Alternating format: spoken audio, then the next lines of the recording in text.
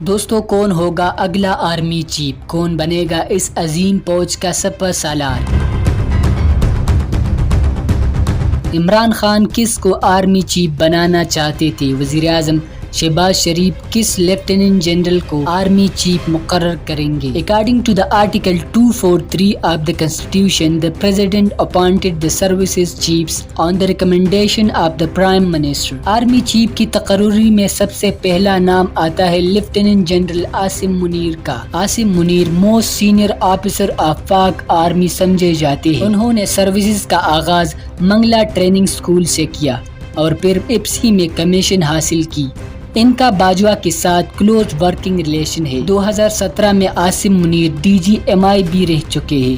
2018 میں انہیں DG/ISI مقرر کیا گیا، لیکن 8 ماہ کے بعد انہیں اس پوسٹ سے ہٹا لیا گیا اور ان کی جگہ جنرل فیض حمید کو ISI چیف بنا دیا گیا۔ اس کے بعد عاصم منیر کو گجرانوالہ کور کی خدمات سپرد کیے گئی۔ اس لسٹ میں دوسرے نمبر پر آتا ہے جنرل ساحر شمشاد مرزا۔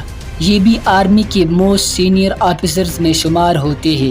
ان کا تعلق سندھ ریجیمنٹ سے ہے۔ جنرل ساحر شمشاد مرزا راحیل شریف کے دور میں DG ملٹری آپریشن بھی رہ چکے ہیں اور ان کی کور ٹیم کا حصہ بھی تھے جو GHQ میں ہے، جس ٹیم نے دہشت گردوں کے خلاف ضرب عضب جیسے کامیاب آپریشن کیے۔ Sahir Shamshad Mirza chief of general staff بھی رہ چکے ہیں، جو آرمی چیف کے بعد سب سے پاورفل پوسٹ سمجھا جاتا ہے۔ 2021 میں انہیں راولپنڈی کا کور کمانڈر اپوائنٹ کیا گیا۔ اس لسٹ میں تیسرے نمبر پر آتا ہے لیفٹیننٹ جنرل اظہر عباس۔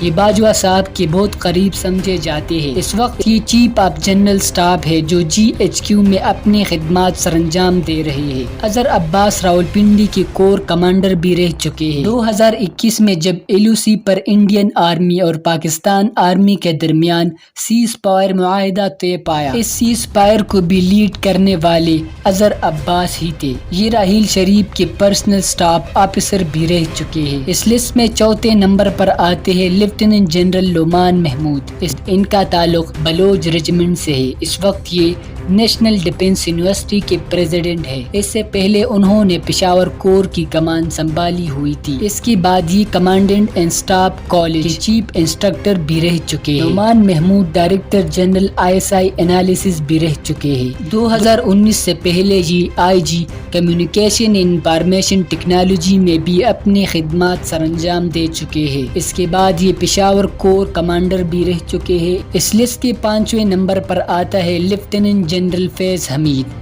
اس وقت یہ سب سے زیادہ ڈسکس ہونے والا جنرل ہے۔ ان کا تعلق بھی بلوچ ریجیمنٹ سے ہے۔ پشاور کور کی کمان سے پہلے یہ DG/ISI رہ چکے ہیں، لیکن ابھی ان کا تبادلہ بہاولپور کر دیا گیا ہے۔ جنرل فیض حمید عمران خان کے بہت قریب تھے۔